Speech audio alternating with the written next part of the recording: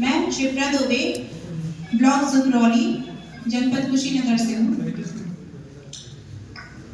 Digital literacy, coding और computational thinking पाठ्यक्रम पर आधारित 5 दिवसीय प्रशिक्षण के तृतीय दिवस का प्रतिवेदन आपके सामने प्रस्तुत करने जा रही हूँ।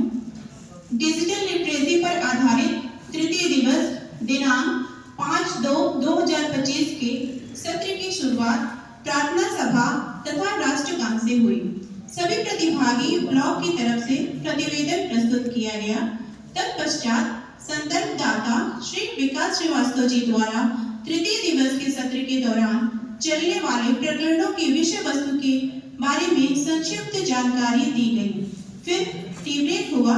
टी ब्रेक के पश्चात श्री विकास जी द्वारा सत्र को आगे बढ़ाते हुए तार्किक सोच अर्थात लॉजिकल थिंकिंग विषय पर प्रकाश डाला गया। तर्क का उपयोग करके किसी स्थिति या समस्या का विश्लेषण करना और संभावित समस्या का समाधान निकालना ही तार्किक सोच है। तार्किक सोच द्वारा समस्याओं का समाधान करके उसके निष्कर्ष पर पहुंचने के विभिन्न चरणों के बारे में विभिन्न उदाहरणों जैसे एक आदमी के पास एक शेर, बकरी, घास का ढेर है, उसे इन सभी के साथ नदी को पार करना है, लेकिन वह एक बार में एक ही वस्तु या जीव को साथ ले जा सकता है। इत्यादि प्रकार के कई प्रश्नों के माध्यम से तार्किक प्रश्नों के उनके हल करने के लिए चरणबद्ध तरीके से समाधान निकालने के विषय में प्रकाश डाला गया। इस प्रकार विभिन्न उदाहरणों पर विचार के उपरांत यह निष्कर्ष निकला कि किसी भी समस्या के एक से अधिक हल हो सकते हैं। किसी समस्या के हल में प्रयुक्त चरणों के क्रम में परिवर्तन हो सकता है।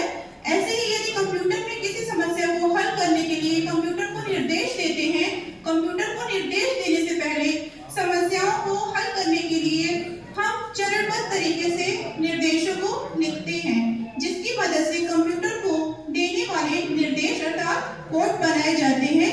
इस स्टेप बाय स्टेप प्रक्रिया को एल्गोरिथम कहते हैं।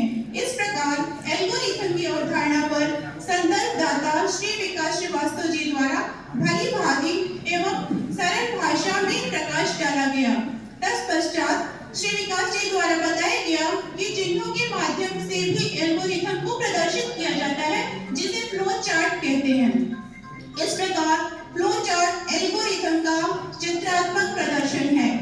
फ्लो चार्ट के विभिन्न घटकों जैसे स्टार्ट और and, flow line, input and output symbol, processing and condition के सिंबल के विषय में भी विकास जी द्वारा एवं श्री भानु प्रताप जी द्वारा विस्तृत जानकारी दी गई।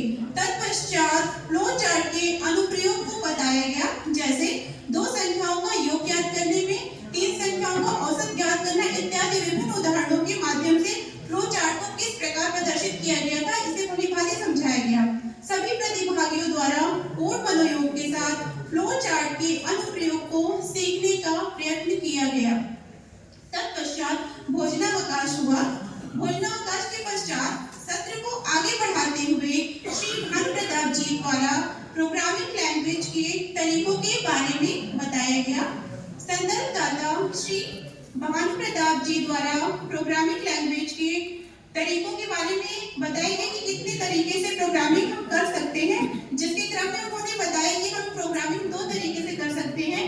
पहला ब्लॉक आधारित, जिसे स्क्रैच प्लेटफॉर्म कहते हैं, दूसरा टेक्स्ट आधारित जैसे पाइथन।